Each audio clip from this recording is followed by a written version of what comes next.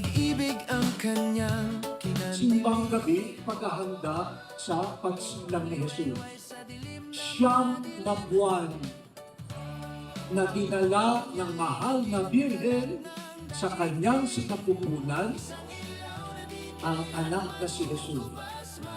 So every day that you attend the Simbang Gabi signifies 1 month of Jesus' presence in the womb of our Lady.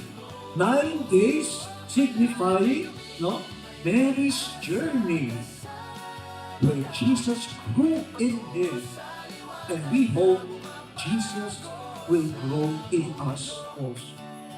Halina't magsaya, ang tagapagligtas ay sinilang. Pasko'y banal na umagang pinagpala. Sa kamay ni Maria, landas ay naging malinaw.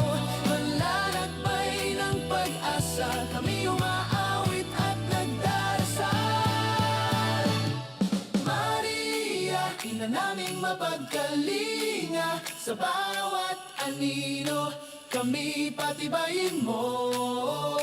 Malalakbay kami.